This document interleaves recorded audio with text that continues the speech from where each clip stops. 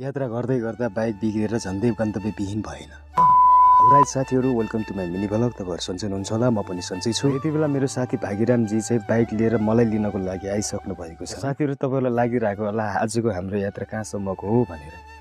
आजको हाम्रो यात्रा विशेष गरी हाम्रो जुगारमा चाहिँ नै आज मगर सङ्गठनको चाहिँ कार्यक्रम हुँदैछ। हामी त्यसैको लागि छ। यतापट्टि भन्ने ठुली आमाहरूले चाहिँ यति चरको घाममा गाउँ काट्दै हुनुहुन्छ। हामी हिँड्दै गर्दा हाम्रो अगाडिपट्टिबाट चाहिँ नि सानो सानो बाछाहरू हाम्रो बाइकलाई देखेर भाग्दै थिए र हामीले चाहिँ बाइक साइड गराएर चाहिँ हामी चाहिँ नि बाछाहरूलाई चाहिँ जाँदा दियो। र यहाँबाट त हाम्रो गाउँ त सुन्दर देखिँदो रहेछ। र हामी सिम्बानीको चोक हुँदै लेफ्ट भएर जुगारको बाटोतिर समथिङ 2 किलोमिटर हिँडिसकेपछि हाम्रो पिच बाटो पनि सुरु। बाटोमा हिँड्नुको मजा नै बेग्लै क्या। आहा, कति मजाको हावा आइरहेको छ। म चाहिँ मस्तले हावा खाँदैछु। मेरो साथी भने मग्न भएर बाइक चलाउँदैन। र यति भन्दा भन्दै जुगार बजार पनि आइपुग्यो साथीहरू है। र आउन बित्तिकै सबैभन्दा पहिला हामी चाहिँ नि कार्यक्रम हलभित्र सुरु भयो होला भनेर हतार हतार भित्र छिरेको कार्यक्रम नै भएको रहेछ। विशेष कारणले गर्दा कार्यक्रम ढिला हुने भएर हामी चाहिँ हलभित्र आराम गरेर बस्यौँ। र केही समयपछि कार्यक्रम पनि सञ्चालन जस्तो सहभागिताको उपस्थिति धेरै कम र पनि हामीले हाम्रो कार्यक्रम सफल बनायौँ। र हामीले केही फोटो सेसनहरू गरेर हामी चाहिँ त्यहाँबाट बिदा भयौँ। भोक पनि लागिसकेको छ, त्यही भएर हामी चाहिँ नास्ता गरिसकेपछि साथीले केही किन्छु भन्नुभयो र उहाँले केही किनिसकेपछि हामी चाहिँ घरतिर लाग्यौँ। फर्कदै थियो तर बाइकमा केही सानो प्रब्लम आएको कारणले गर्दा बाइक लिएर ग्यारेज जानै पर्ने भयो। केही समयपछि बाइक पनि रेडी भयो र हामी सफलपूर्वक घर आइपुग्यौँ। सो साथीहरू, तपाईँहरूलाई कस्तो लाग्यो आजको हाम्रो यात्रा कमेन्ट गरिदिनु होला। हस्त,